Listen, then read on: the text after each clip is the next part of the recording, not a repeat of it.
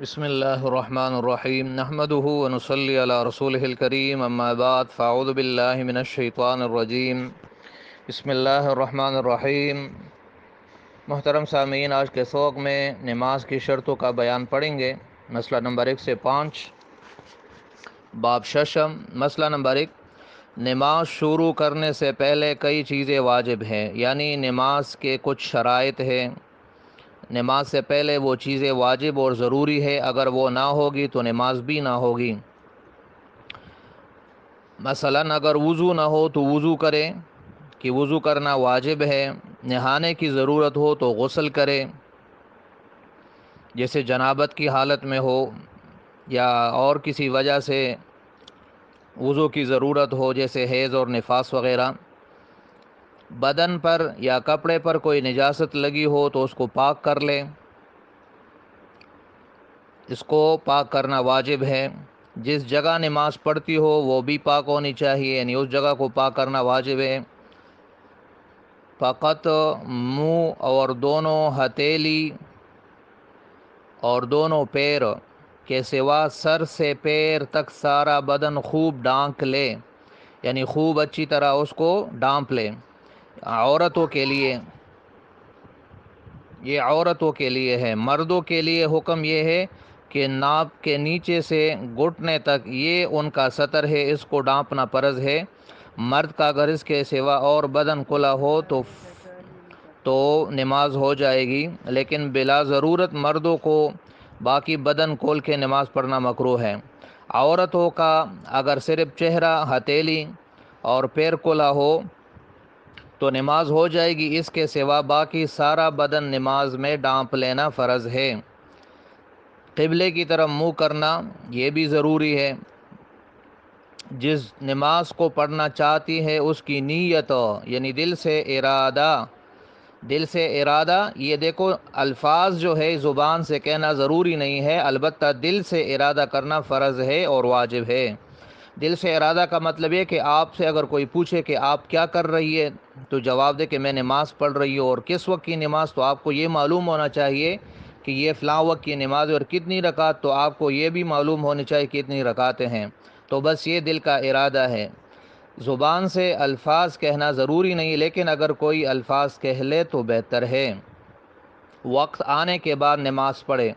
وقت سے پہلے اگر کوئی نماز پڑھے گی تو اس کا نماز نہیں ہوگا۔ تو یہ ساری چیزیں نماز کے لیے شرط ہے، یعنی اگر وضو نہ ہو تو وضو کرے، نہانے کی ضرورت ہو تو نہائے، بدن یا کپڑے پہ نجاست ہو اس کو پاک کرے، جس جگہ نماز پڑھے اس کو پاک کر لے، اپنا بدن ڈھانپ لے، یعنی سطر ہے، قبلے کی طرف منہ کرے، نیت اور یعنی دل سے ارادہ کرے، نماز اپنے وقت پہ پڑھے۔ تو یہ ساری چیزیں یہ نماز کے شرائط ہیں۔ اگر اس میں سے ایک چیز بھی چھوٹ جائے گی تو نماز نہ ہوگی۔ مسئلہ نمبر 2، باریک تنزیب یا بک یا جالی وغیرہ کا بہت باریک دوپٹہ اوڑھ کر نماز پڑھنا درست نہیں ہے۔ یعنی کوئی عورت اس طرح باریک کپڑے پہنے کہ اس کے بدن جھلک جائے، یا اس طرح جالی یا باریک کپڑے کا دوپٹہ پہنے کہ اس میں اس کے سر کے بال نظر آ رہے ہو، تو اس طرح کپڑوں میں نماز پڑھنا درست نہیں ہے، یہ دوبارہ پڑھے گی۔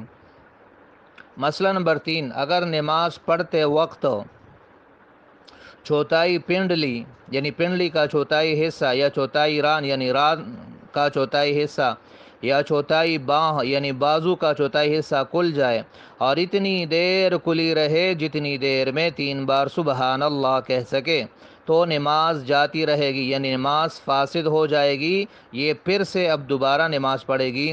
اور اگر اتنی دیر نہیں کھلی، یعنی جس میں 3 بار سبحان اللہ کہے، ایک بار کے برابر کہیں بلکہ کھلتے ہی ڈک لیا، تو نماز ہو جائے گی۔ اسی طرح جتنے بدن کا ڈھانپنا واجب ہے، اس میں سے جب چوتھائی عضو کھل جائے گا تو نماز نہ ہوگی۔ مثلا کان کا چوتھائی اگر کھل جائے تو نماز نہ ہوگی۔ سر کا چوتھائی، بالوں کا چوتھائی، پیٹ کا چوتھائی، پیٹھ کا چوتھائی، گردن کا چوتھائی، سینے کا چوتھائی، چھاتی کا چوتھائی حصہ، یعنی جتنے بھی وہ اعضاء ہے جس کا نماز میں ڈھانپنا فرض ہے، اگر ایک چوتھائی کے برابر وہ کھل جائے گا تو نماز نہ ہوگی، یہ نماز فاسد ہو جائے گی، اس کو دوبارہ پڑھنا واجب ہوگا۔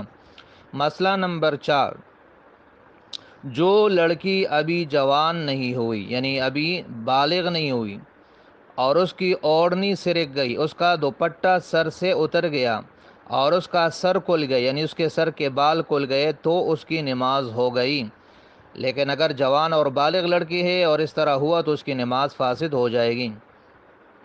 مسئلہ نمبر 5، اگر کپڑے یا بدن پر کچھ نجاست لگی ہے، یعنی تھوڑی سی نجاست لگی ہے کپڑے پر یا بدن پر، لیکن پانی نہیں ملتا، تو اسی طرح نجاست کے ساتھ نماز پڑھ لے۔